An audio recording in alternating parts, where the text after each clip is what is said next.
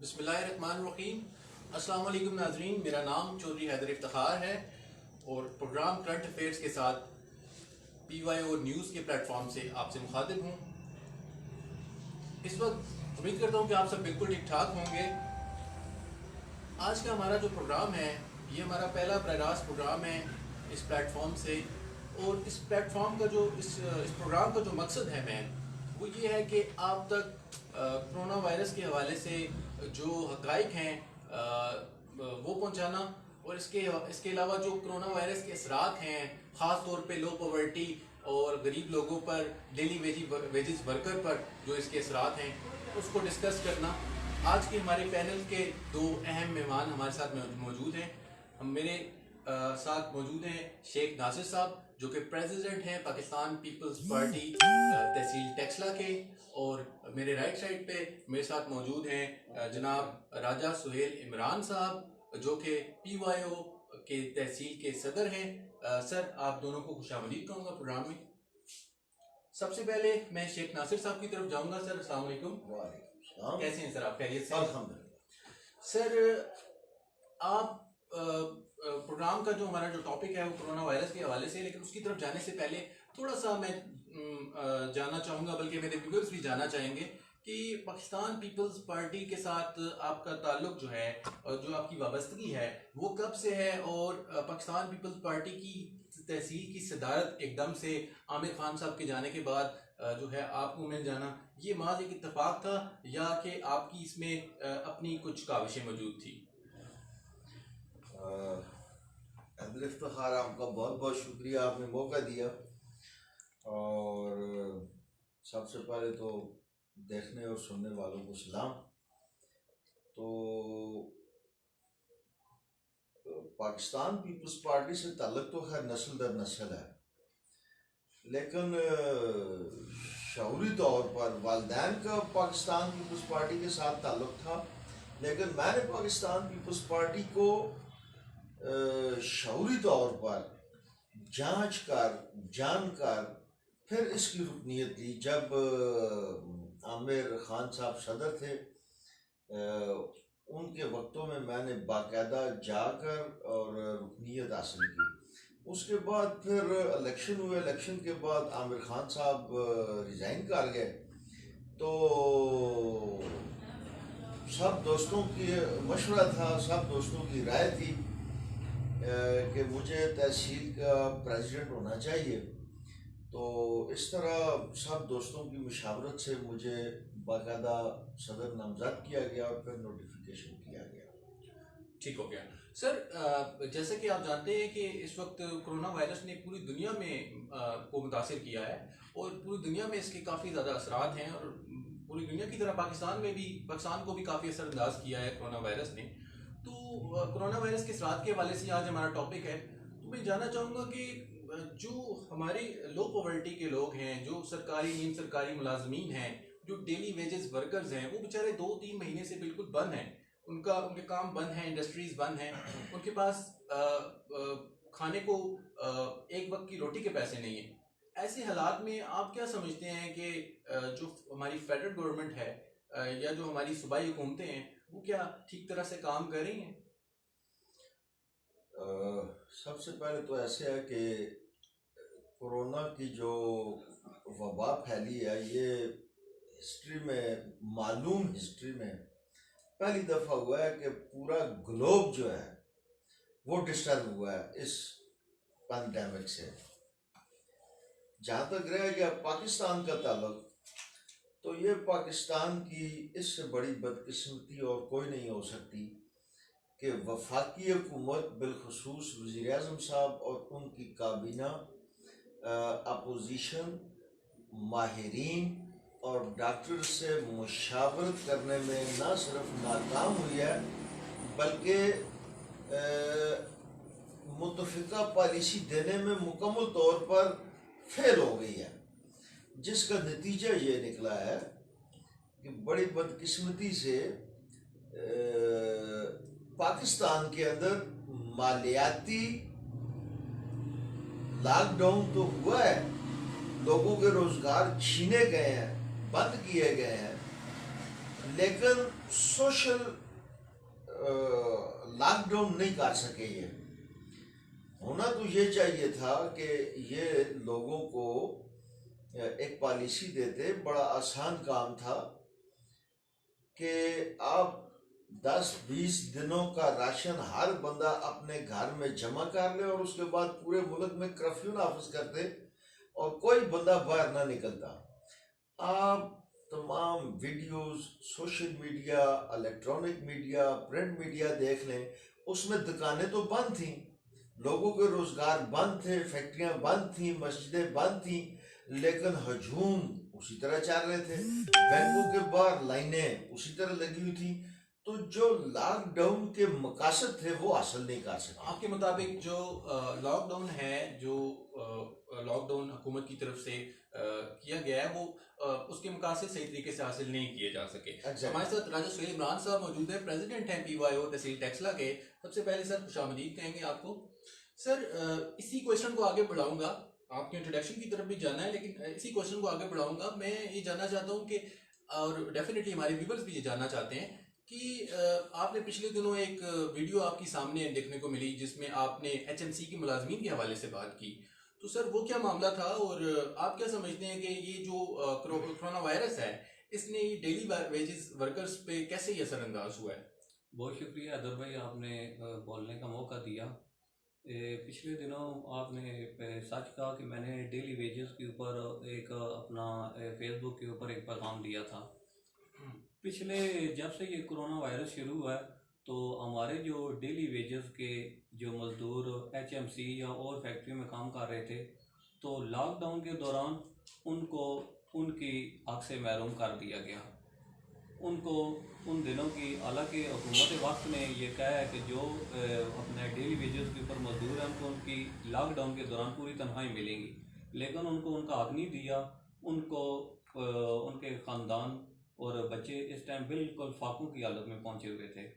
तो उस टाइम मैंने ये पैगाम दिया था कि इनके ऊपर आप कुछ सोचें, लेकिन अभी तक कोई हुकूमत की वाज़ेह पॉलिसी, लॉकडाउन के दौरान जो लोग बेरोज़गार हुए उसमें कोई वाज़ेह पॉलिसी इन्होंने अभी तक नहीं बनाई, तो काफ़ी लोग बेरोज़गारी बढ़ी है। ठीक है सर, मेरा अगला सवाल शेख नासिर साहब आपसे है। बहुत से लोग ये जानना चाहते हैं कि हुकूमत ने तो एक रिलीफ फंड का ऐलान किया था, ये रिलीफ फंड आखिर गया कहाँ? यार, ये जिस तरह इमरान खान नियाजी के बारे में कहा जाता है कि ये यू टर्न है, और इसने आज तक जो भी मुंह से बात की है उस पर ना ये खुद खड़ा हुआ है, ना ही इसके साथी खड़े हुए हैं। बड़ी बदकिस्मती से इस लॉकडाउन में बड़े मुस्बत तरीके से काम हो सकते थे। सबसे पहले तो ये है कि बेनजीर इनकम सपोर्ट प्रोग्राम के 3 महीने तक इन्होंने पैसे रोके कि जी हम ये चेक करेंगे कि कौन डिजर्विंग है और कौन नहीं है। उसके बाद जुल्म की हद ये हुई कि उस प्रोग्राम का नाम तब्दील किया गया एहसास प्रोग्राम से, एहसास प्रोग्राम रखा। फिर जुल्म की इंतहा हो गई। ये तो जुल्म हुआ कि नाम तब्दील किया, और जुल्म की इंतहा ये हुई कि उन लोगों को जो बेनजीर इनकम सपोर्ट्स प्रोग्राम से मदद ले रहे थे उनमें से भी इन्होंने अपने खुसूसी जो इनके करीब लोग थे उनकी नामों की अलहदा लिस्टें बनाई हैं और सबसे पहले उनको नवाज दिया है। और वो 12,000 रुपये जो थे वो गवर्नमेंट ने नहीं दिए हैं, वो बेनजीर इनकम सपोर्ट प्रोग्राम के 3 महीनों के उन्होंने पैसे रोके हुए थे, वो इन्होंने दिए हैं। और आगे भी जो 3 दफ़ा इन्होंने देने, 1 दफ़ा दे चुके हैं, 2 दफ़ा इन्होंने और देने हैं, वो भी उन लोगों के अपने ही पैसे होंगे जो ये रोक के दे रहे हैं। तो ये मजाक कर रहे हैं कौम के साथ और अपने आप को मजबूत कर रहे हैं। अगर हम तहसीली सतह की बात करें तो जो रिलीफ फंड हुकूमत की तरफ से दिया गया, तो आप डेफिनेटली तहसील टेक्सला के प्रेसिडेंट हैं, आपका लोगों के साथ काफ़ी सोशल हैं, आप उठना बैठना है, तो क्या आपके सामने कोई ऐसा घर देखने को मिला, कोई ऐसा शख्स आपको देखने को मिला जिसको हुकूमत की तरफ से 12,000 रुपये मिले हों? मैं ऐसे किसी शख्स से नहीं मिला हूँ, अलबत्ता लिस्टें मैंने देखी हैं जो आंखों में वक्त के करीबी लोगों के नाम उन लिस्टों में शामिल थे। अब वल्लाह वालम गरीब किसी को, आम नॉर्मल किसी गरीब को जिसके पास बेनजीर इनकम सपोर्ट प्रोग्राम का कार्ड था, उनको नहीं मिले हैं। बहुत सारी खवातीन ने मुझसे टेलीफोन पर रब्ता किया, मैंने उनको उनके साथ भी गया हूँ उधर उनके ऑफिस में टैक्सला वादत कॉलोनी में, लेकिन कोई सुनवाई नहीं हुई। अच्छा सर, जैसा कि पार्टी मैनिफेस्टो की अगर हम बात करें तो उसके अकॉर्डिंगली चेयरमैन बिलावल भुट्टो साहब का भी एक हुक्म था कि सब लोग अपने ओन के तहत अपनी मदद, आपके तहत लोगों की मदद करें। तो राजा सुहेल साहब, मेरा आपसे सवाल है कि तहसील में क्या आप लोगों ने कोई वर्किंग की है गरीब अवाम के लिए? कोई आपने राशन वगैरह कोई ऐसी चीज़ दी हो लोगों को? देखिए जी, अपना जब से ये कोरोना वायरस की वबा आई है तो आप देख रहे होंगे कि सबसे पहले जो इस पे इकदाम उठाए हैं वो सिंध हुकूमत ने उठाए हैं, और मैं इस आपके इस तौर से हुकूमत अपना सिंध हुकूमत को खराज तहसीन पेश करता हूँ। बाकी आपको बिल्कुल वाज़ह पॉलिसी अपनी पार्टी के हवाले से मैं बता दूं कि हमारे तकरीबन अपना चेयरमैन बिलावल भुट्टो साहब ने बिल्कुल वाज़ह लफ्ज़ों में ये बात हमें बताई है कि आप लॉकडाउन के दौरान या ये कोरोना वायरस की वजह से जो लोग मुस्तहिक लोग बेरोज़गार हुए हैं या जिनके माली हालात ठीक नहीं, आप उनकी मदद करें बिला तफरीक कि वो किस पार्टी के साथ तल्लक रखते हैं। और हमने इंशाल्लाह अल्हम्दुलिल्लाह, आपको पता है कि हमने फोटो सेशन की सियासत नहीं की कि किसी को राशन दिया और साथ तस्वीर निकलवाई हो। बिल्कुल इससे कतई नज़र कि हमने अपना शेख नासुर साहब ने भी, हमारे जो साबिक उम्मीदवार बराए NA शोएब मुमताज़ साहब ने, उन्होंने भी तकरीबन जितना भी हो सका, और PYO तहसील टैक्सला ने भी बिला तफरीक लोगों की मदद की है और घर जाके बाइज़्ज़त तरीक़ेकार के साथ की है। सर डेफिनेटली आज के हमारे प्रोग्राम का मकसद किसी भी पॉलिटिकल पार्टी को पॉइंट स्कोरिंग नहीं करना है, जैसा कि हमारे चेयरमैन बिलावल भुट्टो जरदारी साहब का भी हुक्म है इस हवाले से। और बिल्कुल उन्होंने ये कहा है कि हम सब एक हैं और बीइंग अ पाकिस्तानी हम इस मुश्किल घड़ी में हम सबको एक होने की ज़रूरत है। और देखने में भी आ रहा है कि सब सूबे जो हैं वो मिलके ही काम कर रहे हैं, फेडरल गवर्नमेंट भी काफ़ी हद तक जो है मिलके काम कर रही है। तो मैं ये जानना चाहूँगा कि पाकिस्तान पीपल्स पार्टी का क्या किरदार रहा है कोरोना वायरस में? देखें, पाकिस्तान में पाकिस्तान पीपल्स पार्टी के पास सिंध की गवर्नमेंट थी, बाकी पंजाब की गवर्नमेंट और खैबर पख्तूनख्वा की गवर्नमेंट तो इमरान नियाजी की अपनी हुकूमत थी। बलूचिस्तान में भी उसने इत्तेहाद करके बनाई है। तो पाकिस्तान पीपल्स पार्टी की जो स्ट्रेटजी है वो आप सिंध में देख लें कि सिंध में किस तरह उन्होंने काम किया था। तो अगर ये बाकी सूबे भी फॉलो करते उसको तो ज़्यादा बेहतर होता। ठीक हो गया सर। पाकिस्तान पीपल्स पार्टी के किरदार के हवाले से बात हो रही थी, तो तहसीली सतह पे भी आपने जैसे कि बताया कि शोएब मुमताज़ साहब और शेख साहब ने और आप सब ने मिल के कुछ इकदाम ऐसे किए हैं। डेफिनेटली हर इंसान अपनी ज़ात के लिए कर रहा होता है और अल्लाह और उसका मामला होता है, इसमें ज़्यादा सवालात तो नहीं करने चाहिए। मैं एक मसला जो कि काफ़ी रेज हुआ पिछले दिनों प्राइस कंट्रोल के हवाले से, और आप जैसा कि रमज़ान के शुरू से ही सब्जियों की कीमतें, फ्रूट्स की कीमतों में बहुत ज़्यादा इजाफा हो चुका था। हर बार ही होता है लेकिन इस बार कुछ ज़्यादा ही देखने को मिला। तो आप क्या समझते हैं कि तहसील टैक्सला में प्राइस कंट्रोलिंग के हवाले से कोई टीम्स काम कर रही हैं, कोई इकदाम हो रहे हैं कोई कीमतें कम करने के लिए? देखिए, ऐसा है कि मियाँ मोहम्मद फ़हीम साहब तहसील को हेड करते हैं इंतज़ामी तौर पर। उनके पास बेशुमार लोग गए हैं इस सिलसिले में, और आखिर एक कमेटी कॉन्स्टिट्यूट की है उन्होंने जो गैर कारोबारी और गैर मुंतखब लोगों की थी। होना तो ये चाहिए था कि अंजुमन ताजरान वगैरह से मिलकर कुछ स्ट्रेटजी बनाई जाती।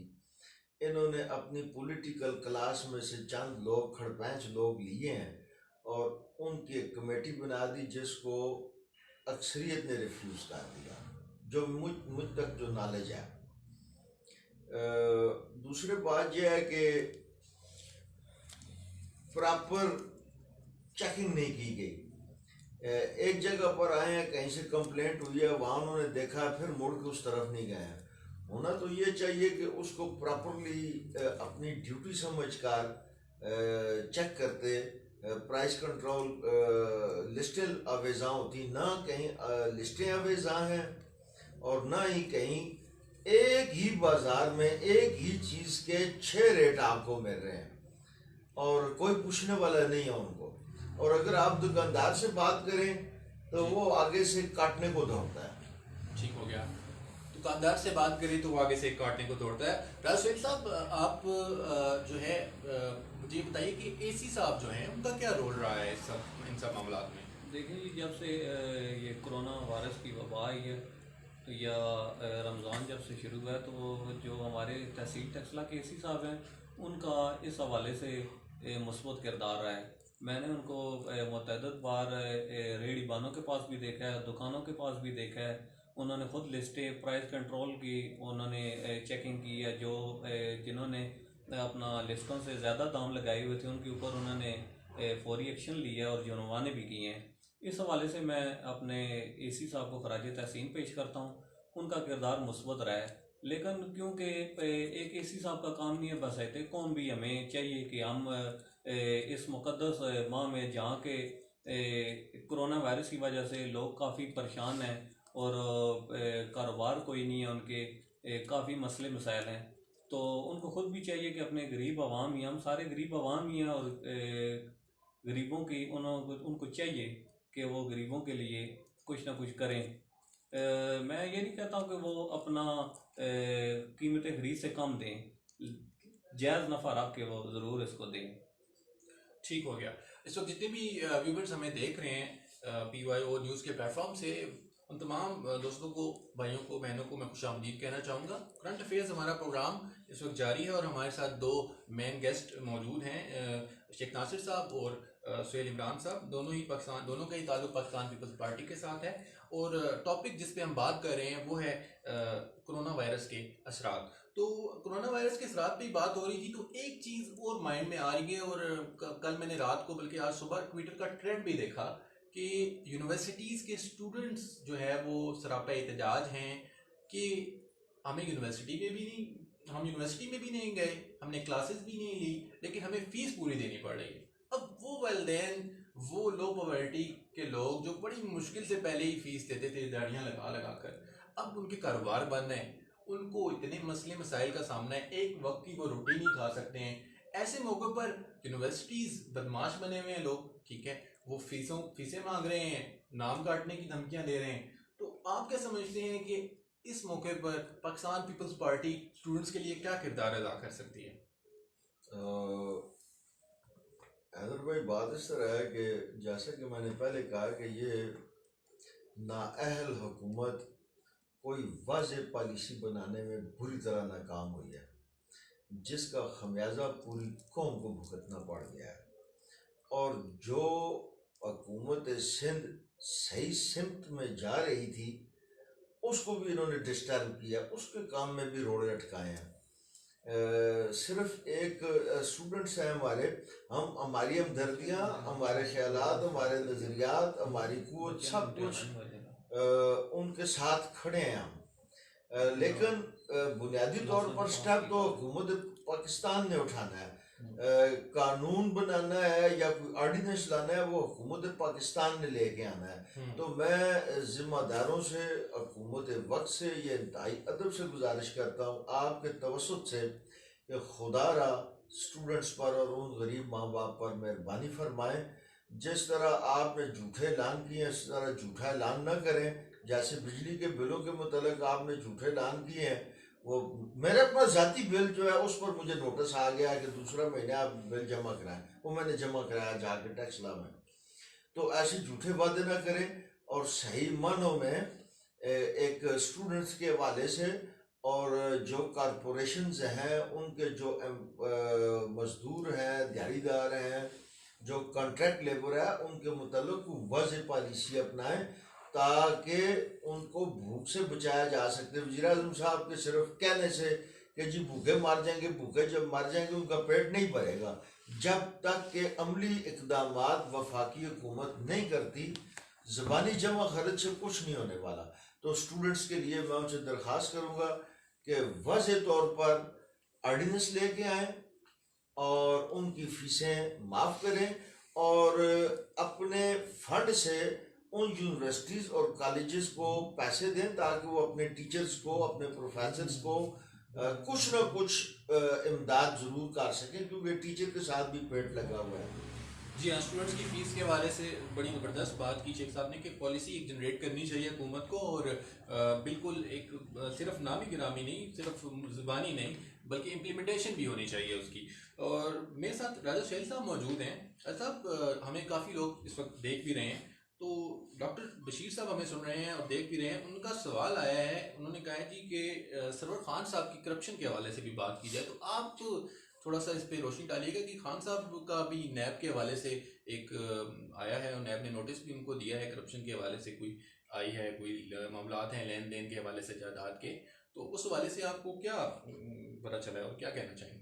देखें जी, कल से सोशल मीडिया की ये खबर ज़ीनत बनी हुई है, मेरी भी नज़र से ये गुजरी है, लेकिन ये काफ़ी पुराने, ये एक सरवर खान साहब का मसला नहीं है। इस टाइम जो पीटीआई में मुतअद्दिद जो एमएनए एमपीएज हैं, ये उन सब का मेरे तो अंदाजे में, अगर आप जब से पाकिस्तान बना है और पाकिस्तान पीपल्स पार्टी इक़्तिदार में आई है, या वो इख्तिलाफ में रही है या नून रही है, ये जमातें मदद बार हमारे जरदारी साहब ने भी 11 साल इसी केस में जेलें भी काटी हैं। तो ये कोई नई बात नहीं है सरवर खान साहब के, इससे पहले भी हर बंदे के ऊपर ये हुआ है, तो ये नई बात नहीं है। मुझे तो ये इस बात की खुशी है कि सरवर खान साहब के ऊपर हुआ है। इन जैसे काफ़ी और भी बंदे हैं इस हुकूमत में, उनके ऊपर भी होना चाहिए। तो हुकूमत इसके ऊपर को वाज़ेह पॉलिसी नहीं देती, क्योंकि जंगीर तरीन और जो खुशबू बख्तियार साहब थे, चीनी और आटा वाला जो पहले स्कैंडल निकला, अभी तो उसी का फैसला नहीं हुआ, तो सरवर खान साहब को तो मेरे ख्याल में बहुत दूर होगा कोई फैसला आ जाए, क्योंकि ये हुकूमत जो सी है यू टर्न लेने में माहिर है। हुकूमत यू टर्न लेने में माहिर है। अच्छा, मैं प्रोग्राम का टॉपिक डेफिनेटली कोरोना वायरस के हवाले से काफ़ी बातें हुई, बहुत कुछ हुआ। मेरा आखिर में आपसे ये सवाल होगा, और डेफिनेटली व्यूवर्स भी जानना चाहेंगे कि आप क्या समझते हैं कि कोरोना वायरस अगर इसी तरह रहा तो फ्यूचर में ये जो गरीब तबका है, ये जो लो पॉवर्टी की हमारी आवाम है, इस पे क्या असरात होंगे इसके? हैदर भाई, बात इस तरह है कि माहिरीन की राय को देखा जाता है। कोरोना के हवाले से अगर आप माहिरीन की राय देखें तो वो कहते हैं कि ये लंबा अरसा चलेगा और इसके साथ ही हमें जिंदा भी रहना पड़ेगा। अब माहिरीन की बात को फॉलो करें और एक मुश्तरका पॉलिसी बनाएं, और खुदारा मालियाती लॉकडाउन ना करें, सोशल लॉकडाउन करें। मस्जिदें आपने बंद कर दी हैं और बैंकों के बाहर जमघटे लगे हुए हैं, रेडियो के ऊपर जमघटे लगे हुए हैं। वहां तो कोरोना आप रोक नहीं पा रहे और मस्जिदों को आपने बंद कर दिया है। तो ये स्ट्रेटेजी बुनियादी तौर पर इंतहाई गलत है, और मुझे तो इस बहुत सारी कॉन्स्पिरेंसीज हैं, उनमें से कुछ थ्योरीज ऐसी हैं जिन पर ईमान आता है कि हाँ, ये कॉन्स्पिरेंसी थ्योरी जो है ये कुछ दुरुस्त मालूम होती है, जिसमें सिर्फ आप सोशल लॉकडाउन नहीं करते हैं बल्कि मालियाती लॉकडाउन कर रहे हैं, दुकानें बंद कर रहे हैं। भाई, दुकानों को तो कोरोना नहीं होना है। कोरोना तो जहाँ पर जमघटा लगेगा इंसानों का, एक इंसान से दूसरे इंसान को हो रहा है, तो इंसानों को तो आप रोक नहीं सके एक जगह इकट्ठ करने से। तो दुकानें बंद करने का मकसद, तो दुकानें बंद करो, साथ उसमें जो सोशल लॉकडाउन है उसको यकीनी बनाएं। और वो इस तरह ये अकेले यकीनी नहीं बना सकते जब तक ये सीरियस होकर अपोजिशन को साथ लेकर नहीं चलेंगे, तब तक मुमकिन नहीं है कि कोई हुकूमत पॉलिसी बनाए। जब तक अपोजिशन को साथ लेके नहीं चला जाएगा तब तक मुमकिन नहीं है कि कोई पॉलिसी बनाई जा सके। ऐसा मेरा आपसे सवाल है कि जैसा कि बहुत सी एजुकेशनल इदारे हैं, इंस्टीट्यूशंस हैं, वहाँ पर आप देख रहे हैं कि वो भी 3-4 महीने हो गए हैं, वो बंद हैं। और एग्ज़ाम्स के हवाले से अगर हम बात करें तो बच्चों को प्रमोट कर दिया गया है, और उसकी भी बहुत सारी कन्फ्यूजन्स बच्चों के सामने आ रही हैं, बच्चों के माइंड में बहुत सारे क्वेश्चंस रेज हो रहे हैं। और उसके हवाले से जो हुकूमत ने पॉलिसी लॉन्च की है अभी फिल वक्त 1-2 दिन हुए हैं, तो उसके हवाले से क्या कहेंगे आप? देखिए जी, पॉलिसी जो उन्होंने शो अपना बनाई है, एक अदर भाई मैं आपको वाज़ह पैगाम ये देना चाहता हूँ आपके इस चैनल की वजह से कि इनका जो नोटिफिकेशन वज़ीर आज़म साहब करते हैं वो नीचे हमला उसके ऊपर कोई काम नहीं करता। अभी इन्होंने फेसबुक, सोशल मीडिया और टीवी के ऊपर ये कह तो दिया हम बच्चों को प्रमोट कर देंगे, लेकिन ये कहाँ तक सदाकत है? हो सकता है 2-3 महीने बाद जब अल्लाह करे ये हालात ठीक हो जाएं तो हो सकता है मे भी ये बच्चों को दोबारा उसी क्लास में लेके चले जाएं। अगर ये प्रमोट कर भी देते हैं तो मैं समझता हूँ कि जो बच्चे फर्स्ट पोजीशन या सेकंड या थर्ड पोजीशन ले रहे थे उन बच्चों की तलफी होगी। ये 3% या 2% या वो पुराना सबका रिकॉर्ड दे के तो वो बना रहे हैं, लेकिन जो बच्चे मेहनत किए हैं, गरीबों के बच्चे हैं, तो आगे उनके मसले मसाइल जो उनसे हैं कॉलेजों में बनेंगे। जब दाखिले के लिए परसेंटेज लगाई जाती है उस टाइम ये फैसला कोई नहीं कर सकेंगे कि इतने % वाले बच्चे को हम कॉलेज में दाखिला देंगे, फिर तो ये सारे बच्चों को कॉलेज में ले जाएंगे, वहाँ पर कहेंगे हमारे पास कॉलेज कम पड़ गए हैं। तो खुदा रहा ऐसा कोई स्ट्रेटजी से बनाएं जिसमें गरीब आवाम के लिए ज़रूर, मैं ये नहीं कहता हूँ कि हर बच्चा, अभी हो सकता है जो सुन रहे हो वो इस बात से इत्तेफाक ना करें कि बच्चों को क्यों प्रमोट कर दिया जाए।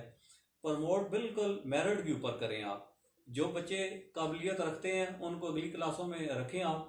बाकी लॉकडाउन तो आप स्टेप बना लें। मैं तो कहता हूँ अगर स्टेपों में उनसे पेपर लिए जाएं ताकि जो फर्स्ट सेकंड थर्ड वाले हैं उनका तलफी ना हो। तो जी, फर्स्ट सेकंड थर्ड वालों की तलफी ना हो और स्ट्रेटजी बनानी चाहिए हुकूमत को। राज साहब का ये कहना था।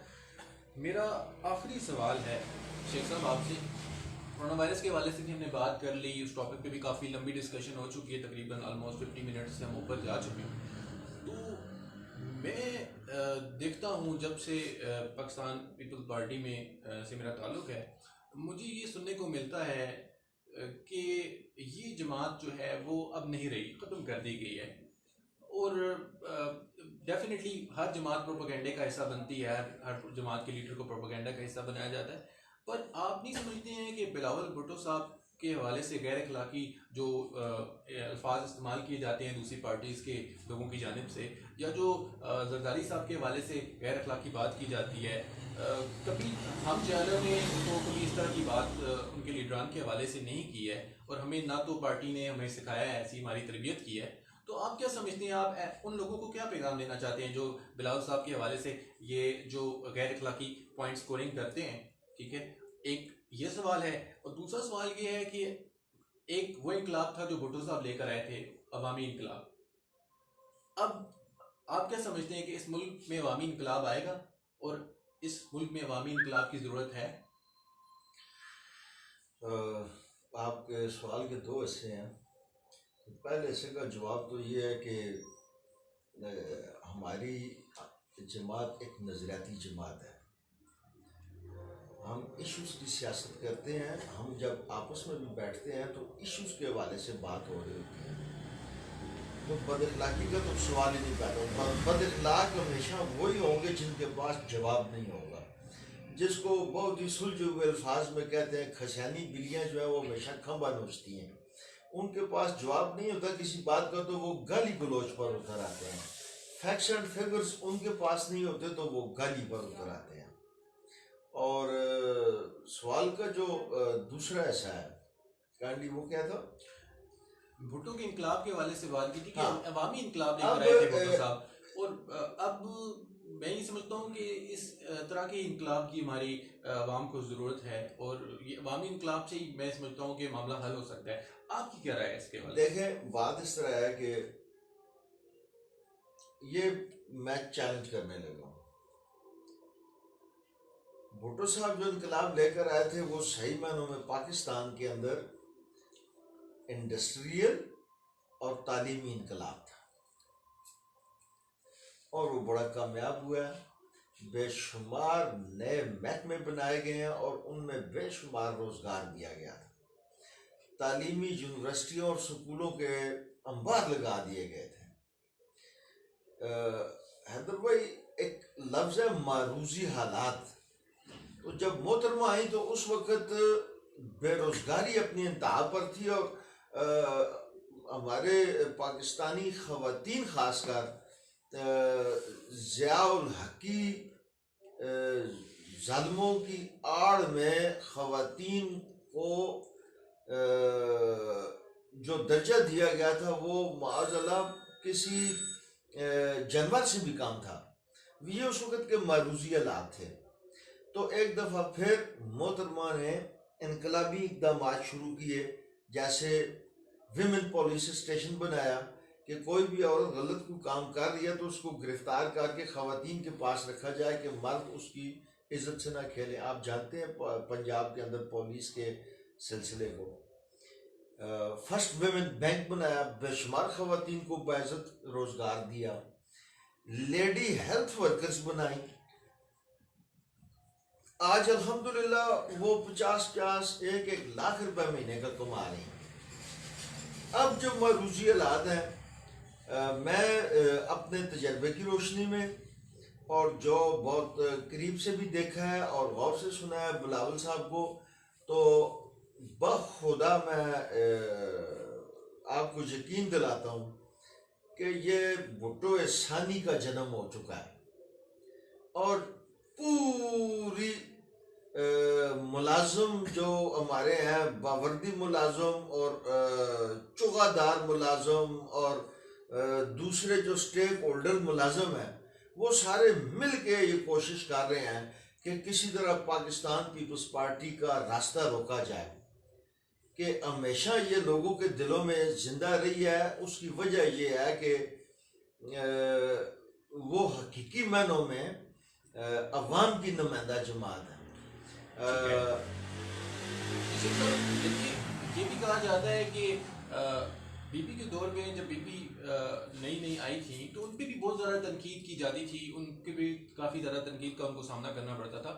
उसी तरह बिलावल साहब को भी बहुत से लोग एक्सेप्ट नहीं कर पा रहे हैं, उन पर भी बहुत ज़्यादा तनकीद हो रही है और वो तनकीद उनकी ज़ात को लेकर है, मतलब उनमें और कोई ऐप उनको नज़र नहीं आता है। इखलाकन अगर हम बात करें तो बहुत गैर अखलाकी बातें की जाती हैं कुछ पीटीआई के वर्कर्स की जानिब से। हमारे लिए वो हमारे भाई काबिल एहतराम हैं और डेफिनेटली हमारी, आपने जैसे कि बात की कि हमारी पार्टी की तरबियत ऐसी नहीं है, तो राजा साहब आप इस हवाले से क्या कहना चाहेंगे? क्या ये जो तनकीद करने वाले लोग हैं इनको क्या पैगाम देना चाहेंगे आप?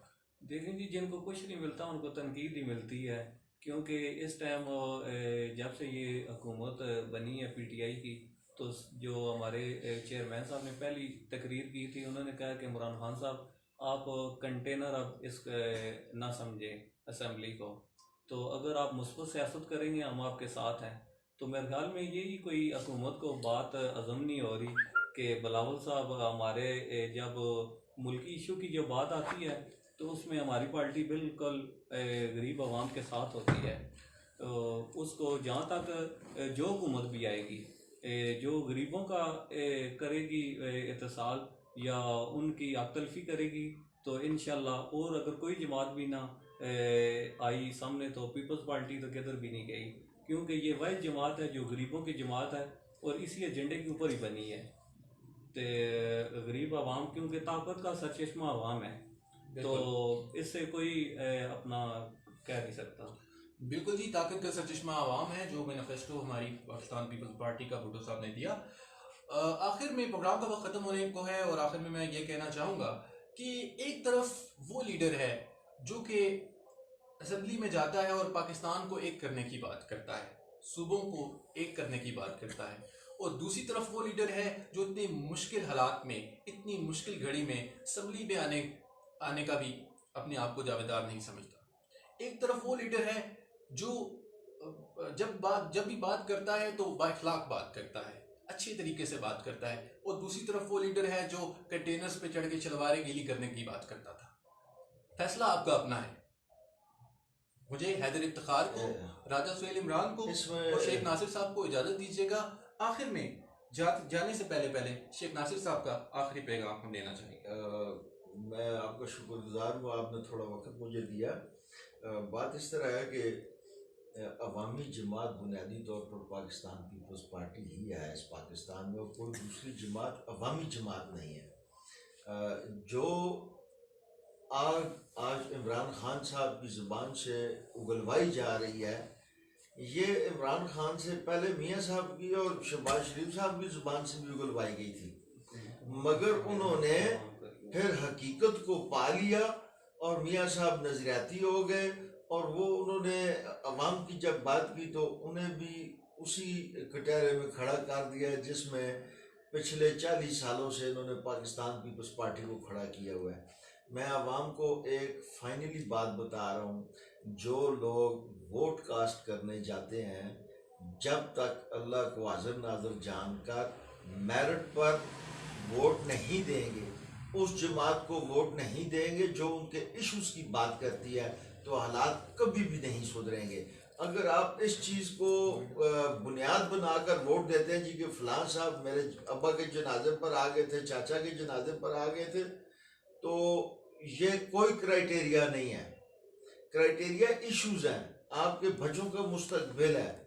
टेक्सला की रोड की हालत देख लें आप, कोई पूछने वाला है इनको? पिछले 40 सालों से बारियां लगी हुई हैं, क्या बना है? कोई एक स्कूल बना है? बता दें हमें। प्राइवेट कितने स्कूल बने? तो इनको अवाम से कोई गरज नहीं है। इनके 40 साल पहले आप इनके मालियात देख लें, इनकी ज़मीनें देख लें, इनकी दौलत देख लें, और आज इनकी ज़मीनें और दौलत देख लें। शेख साहब, तो ये तो एक बहुत लंबा टॉपिक है और इस पे भी आगे हम प्रोग्राम रखेंगे इंशाल्लाह। मेरिट पर इसको देखें। आपका मैसेज बिल्कुल बहुत कन्वे हो शुक्रिया। चुका है हमारे व्यूवर्स को, और बिल्कुल ये एक बहुत लंबा टॉपिक है और बिल्कुल इस पे बात की जाएगी आगे आने वाले प्रोग्राम्स में। राजा साहब, आखिर में कोई पैगाम देना चाहें आप? देखिए जी, मैं बिल्कुल एक वाज़ेह पैगाम देना चाहता हूँ कि जब से ये कोरोना वायरस आया, उसमें कौमी असम्बली का कोई सेशन नहीं हुआ। अभी जो सेशन शुरू है वो कोरोना की हवाले से है, तो उसमें आप सब देखने वाले ये उधर देख रहे होंगे कि इसमें अपना कोरोना वायरस के ऊपर कोई वाज़ेह पॉलिसी हुकूमत अभी तक नहीं दे सकी। तो खुदारा मेरी वक्त हुकूमत से ये पुरजोर अपील है कि सारी जमातें मिल बैठकर, बजाय इसके कि एक दूसरे की करप्शन को सामने लाने की बजाय फलाने ने इतनी करप्शन कर दिया, फलाने का एहतसाब होना चाहिए, नैब ये कर रही है, वो कर रही है, इस डिस्कशन को रोक कर खुदारा इस गरीब आवाम के लिए सोचें कि जो लोग इस टाइम इस वबा से लड़ रहे हैं, गरीब आवाम, इसके बारे में आप कुछ वाज़ेह पॉलिसी हुकूमत वक्त से मेरी पुरजोर अपील है कि इसमें आपको पॉलिसी बनाएं, सूबों को आप उसमें जोड़ें, उनके साथ आप अपना वीडियो लिंक के ऊपर अपना सारा कोई जो कुछ भी है उनसे पूछें। इस टाइम ये पॉइंट स्कोर ना करें कि इस टाइम सिंध आगे चला गया या बलूचिस्तान पीछे रह गया या पंजाब इस तरह जा रहा है। तो इमरान खान साहब, बिल्कुल आप इस टाइम कुछ ना कुछ ये गरीब आवाम का जो आप नारा लगा के आए हैं कि हम गरीबों के लिए ये करेंगे वो करेंगे, अभी मैं आपसे कोई डिमांड 1 करोड़ नौकरी या 50 लाख घरों की नहीं कर रहा, वो तो बहुत दूर की बात है। अभी आप ये कोरोना ही फेस कर लें और इस गरीब आवाम के लिए कुछ कर लें तो ये बहुत बड़ी बात होगी। तो खुदारा आप कौमी असम्बली में इस गरीब आवाम के लिए गए हैं, आपको वज़ीर-ए-आज़म इस गरीब आवाम ने बनाया, और इस मुश्किल की इस घड़ी में जहाँ कोरोना की वबा ने पूरी दुनिया के ऊपर अपना गलबा डाला हुआ है, आप कौमी असम्बली में सारे मिलकर इसके ऊपर को वाज़ेह पॉलिसी बनाएं ताकि गरीब आवाम का कुछ पुरसाने हाल हो सके। बहुत शुक्रिया राजा साहब। बिल्कुल प्रोग्राम को ख़त्म करेंगे जी। करंट अफेयर्स सुनने का देखने का बहुत शुक्रिया। अपने तमाम व्यूवर्स को खराज तहसीन पेश करूंगा कि आज उन्होंने हमें यहाँ पर बैठ के हमें सुना और बिल्कुल अपने कमेंट्स भी दिए, और आपके कमेंट्स का जवाब भी हम इंशाल्लाह प्रोग्राम के एंड में देंगे। बहुत शुक्रिया, थैंक यू सो मच। अल्लाह ने कुर्बान, अल्लाह हाफ़िज़।